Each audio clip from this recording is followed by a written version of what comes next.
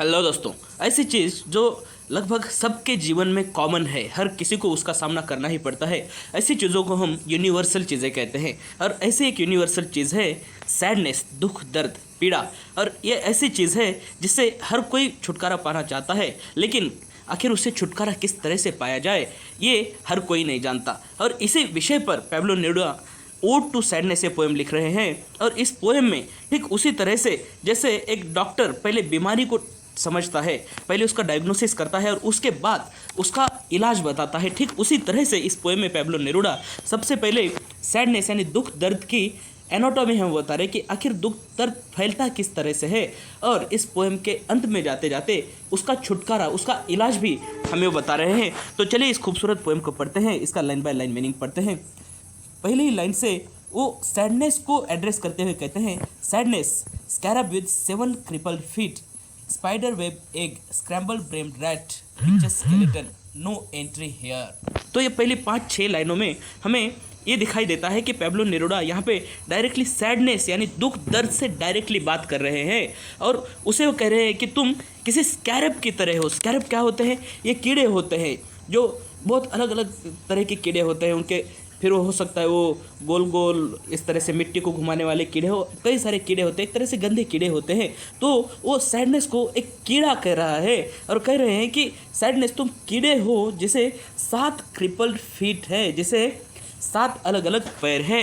और उसे कह रहा है कि तुम मकड़ी की तरह हो जो अंडे देता है, तुम उस चूहे की तरह हो जिसका दिमाग स्क्रैम्बल हो चुका है, जिसका दिमाग पूरी तरह से खराब हो चुका है। और आगे वो कहता है तुम किसी बिच की स्केलेटन की तरह हो। स्केलेटन यानी अवशेष, बिच यानी कुत्ती, तो किसी कुत्ती के तुम स्केलेटन की तरह हो, यानी उसे वो गाली दे रहा है। और सैडनेस को कह रहा है नो एंट्री हेयर, तुम्हें यहाँ पर प्रवेश नहीं है। तो यहाँ पे इसका मतलब क्या हुआ? सब वो यहाँ पे सैडनेस को, दुख दर्द को डायरेक्टली कह रहे हैं कि देखो मैं जानता हूँ तुम कैसे हो, मैं जानता हूँ कि तुम बिच की तरह हो, तुम गाली देने लायक हो, तुम कीड़े मकोड़े की तरह हो, तुम मकड़ी की तरह हो। और तुम्हें मेरे जीवन में, मेरे मस्तिष्क में, मेरे मन के अंदर तुम्हें एंट्री नहीं है। No entry here, don't come in. उसे कहते हैं यहाँ मत आओ, गो अवे, मेरे पास से तुम दूर चले जाओ। तो एक तरह से ये जो यहाँ पर वो कह रहे हैं वो एक तरह से एक यूनिवर्सल फीलिंग है। सिर्फ यहाँ पे पोएट नहीं चाह रहे हैं कि तो दुख दर्द उससे दूर जाए, बल्कि हर एक इंसान, ह्यूमैनिटी चाहती है कि उनके जीवन से दुख दर्द पीड़ा हमेशा हमेशा के लिए दूर चली जाए। और कुछ ऐसी ही बात यहाँ पर पैब्लो नेरुदा भी चाहते हैं, go back south with your umbrella, go back north with your serpents teeth. और वो कहते हैं कि तुम चले जाओ, साउथ में चले जाओ, दक्षिण दिशा की तरफ चले जाओ अपना छाता लेकर, या फिर तुम नॉर्थ की दिशा में चले जाओ अपने सांप की तरह के दांतों को लेकर। तो यहाँ पे सरपंच कह रहे क्योंकि वो जहरीला है, वो दुख दर्द को जहरीला बता रहे। क्यों? क्योंकि जब दुख दर्द का किसी पर हमला हो जाता है तो वो जहर की तरह ही उस इंसान के अंदर फैल जाता है और आखिर में उस इंसान को ही ख़त्म कर देता है।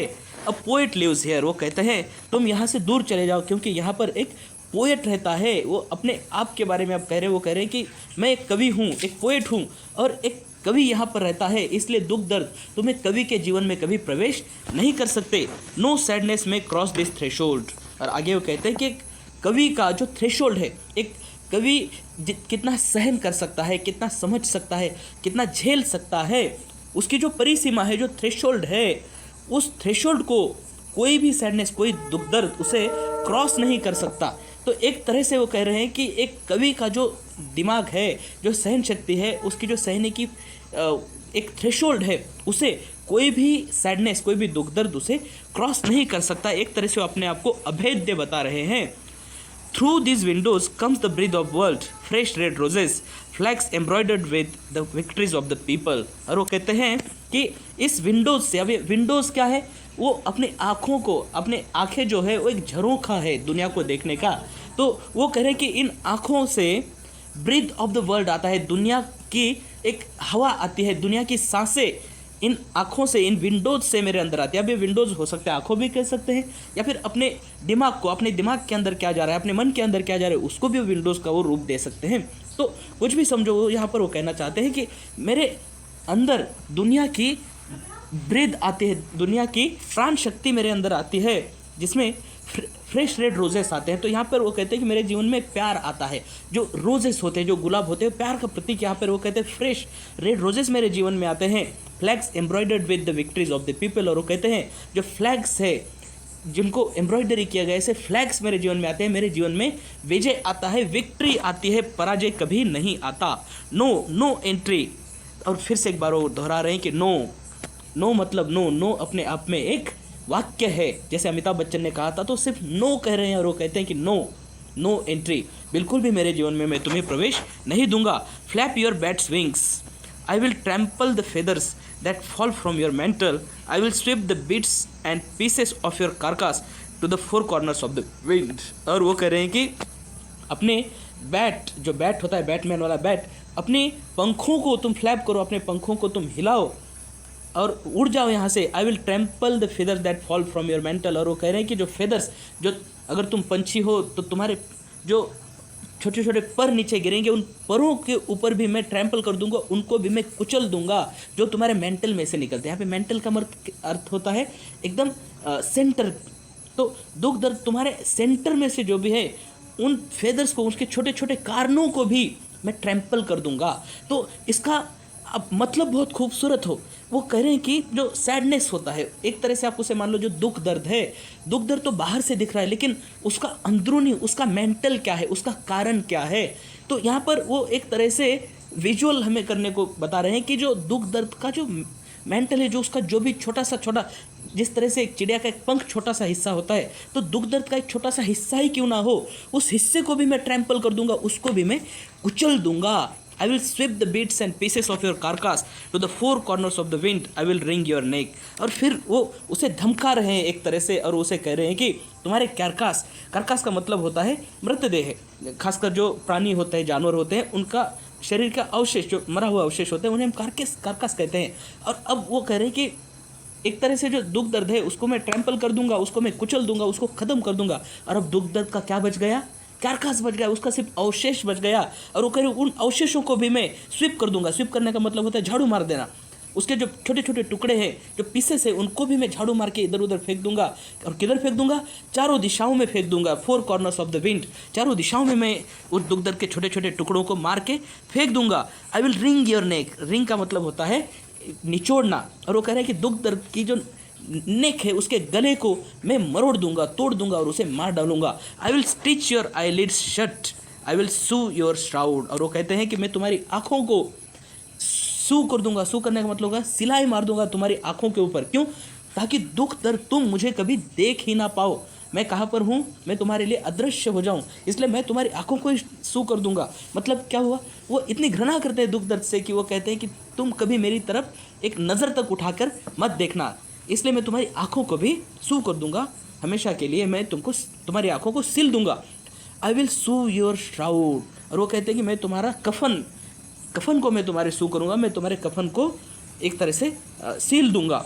Sadness and bury your rotten bones beneath the spring time of an apple tree. और फिर वो कहते हैं कि तुम्हारे रोडन बोन्स को, जो रोडन्स होते हैं, जो जानवर होते हैं छोटे छोटे, जिस तरह से चूहे हो, इस तरह के जानवर, और वो कहते हैं कि तुम्हारे जो रोडन बोन्स है, तुम्हारे मरने के बाद जो तुम्हारे छोटे छोटे बोन्स है, अवशेष है, उनको मैं एप्पल ट्री के नीचे दफन कर दूंगा स्प्रिंग के मौसम में, वसंत ऋतु में। तो अब जहाँ, जैसे कि मैंने कहा था कि इस पोएम में पोएट हमें ये बताना चाह रहे हैं कि दुख दर्द आखिर होता कैसा है और उससे छुटकारा कैसे पाया जा सकता है। अब दुख दर्द कैसे होता है ये तो हमें डायरेक्टली इनके शब्दों से समझ में आ गया, लेकिन इससे छुटकारा किस तरह से पाया जाए, इसको ठीक से समझना ज़रूरी है, जो कि इस पोएम का एक सबसे महत्वपूर्ण हिस्सा है। तो इसलिए वो कह रहे हैं कि सबसे पहले दुख दर्द से घृणा करो, सब खुद को तुम मजबूत रखो, खुद को खुश रखो।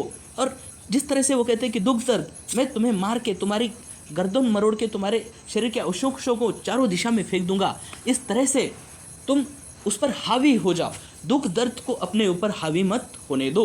तो कहीं ना कहीं इस एक लर्निंग के साथ अगर हम इस पोएम को सीखेंगे तो आपकी एग्ज़ाम तो ख़त्म हो जाएगी, आप पास हो जाओगे, आप एक साल आगे बढ़ जाओगे। लेकिन अगर आप इस लर्निंग को लेकर आगे बढ़ोगे कि मुझे ज़िंदगी में कभी भी दुख दर्द को अपने ऊपर हावी नहीं होने देना है। दुख दर्द आएंगे ज़िंदगी में, लेकिन जिस तरह से पैब्लो नेरुदा कहते हैं कि दुख दर्द में तुम्हारे छोटे छोटे अवशेषों को भी मैं कुचल दूंगा, ट्रैम्पल कर दूंगा।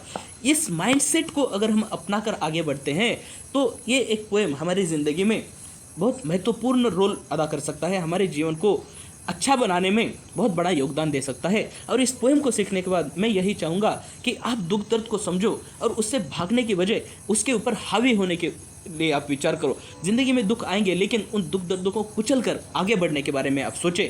तब मैं कहूँगा कि आप इस पोएम से कुछ सीखें, नहीं तो सिर्फ इसका मतलब जानना ज़रूरी नहीं है। चलिए मिलते हैं अगली पोएम में किसी अगले लेसन में। Take care, bye bye.